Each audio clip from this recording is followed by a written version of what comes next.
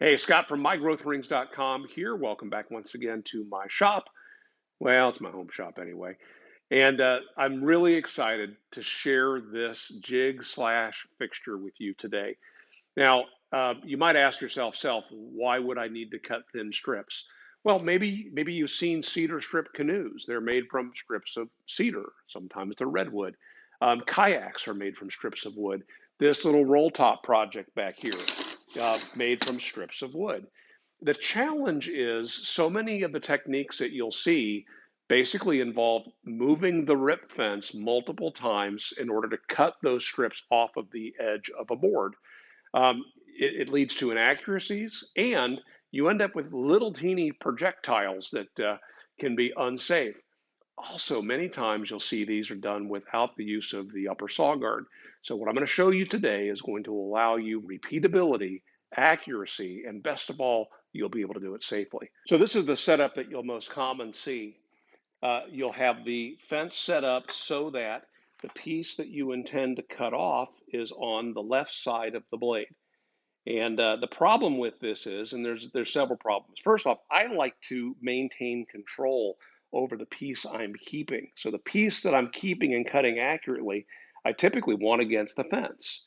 Well, the problem with sliding my fence all the way over here is I've now lost my ability to use my upper saw guard.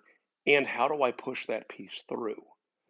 Um, Suppose you could take the next piece and use that to push it through, but eventually you run out of pieces of wood.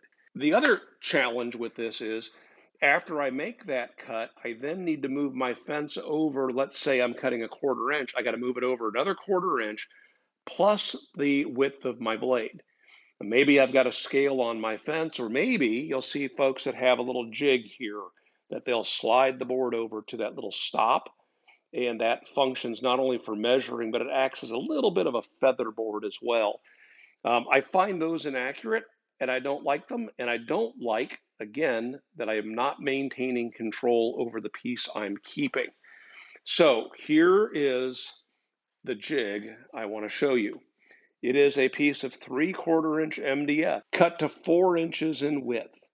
And so if I had a scale on this fence, I could set my fence for, let's say, 4 1/4, and that would allow me to cut 1/4 inch pieces. Okay, I'll just eyeball that. And you can see how if I bring my board against that surface now, that's going to act as my new fence. This little finger right here is going to hold this in place and prevent it from sliding forward as my board is sliding past that face. Now, once I get the board all the way up to the table, I flip this little flip stop, and then you'll notice it becomes a push stick. It's going to push my stock right on through the cut. Now, ideally, I'm going to push this all the way through. So I think you can see now that I have this held tight against the front of my table. And with this in place, I have full use of my upper saw guard, of the riving knife. It's going to protect me in case the board wants to close up on the blade. And I have my anti-kickback device ready to be used as well. Now, the way this cut takes place is I'm going to be pushing my board through the cut. And once I get all the way up on the table with my board, I'm going to continue to push with my left hand as I flip the lever forward with my right and then push them both through the cut. Now that's going to go all the way off the back of the saw, and I want to then return it back.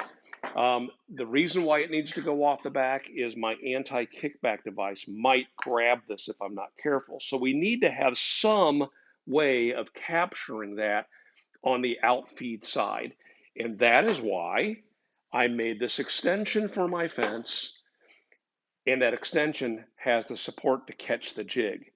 Yes, it could be more than that. It could catch my wood, it could catch my strips of wood, but more important to me is I wanted to just maintain control of the jig. So let's take a look at how this thing gets done. I cut this out of a piece of 2x4 material.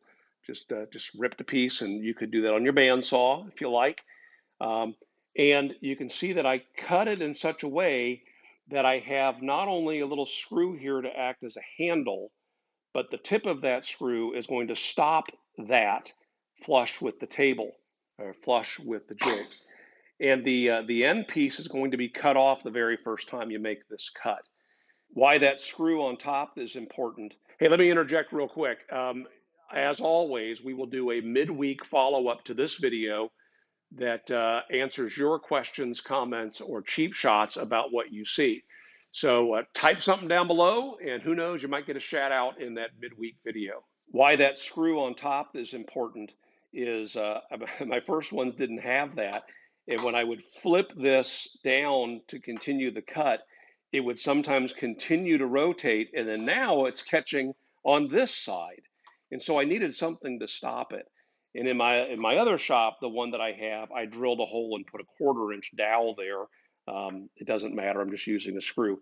Here I'm using a pan head screw. In my shop, I think I have a cup washer and a flathead screw, but it all works the same. The positioning of this is typically you're going to put that screw near the center of this 3/4-inch stock, and we want to position it so that when it is vertical, it's not hanging over the edge. There's no lip here when it's vertical, and when we flip it down, we want it to act as a hook there, and we do not want it to be extending beyond the bottom of this, otherwise it'll catch the front edge. So when I'm in full-on production mode of things like these wooden strips for the Tambor, it takes more than just the table saw to pull this off. You'll notice that it has a 1/4-inch round over on the two edges. And so what I do is I set up a little bit of production. I have my Mark V set up as a table saw. Mounted to the side is the jointer, and it's running off the lower spindle on the Mark V headstock. Now, the lower spindle spins at 1.6 times the RPMs as the upper spindle. So that means that while the table saw is running at saw speed, the jointer is running at the appropriate speed for a jointer. And then nearby, I'll have my router table set up with the appropriate bit. In this case, it was a 1/4-inch roundover. You could use any radii or a chamfer, whatever shape you like. I will joint both edges of my stock, take it to the router table, round over all 4 corners of that board, then take it to the table saw and using the jig initially as a fixture, sliding the material past it, and then eventually flipping the lever and pushing it on through, in which case it's functioning more like a jig.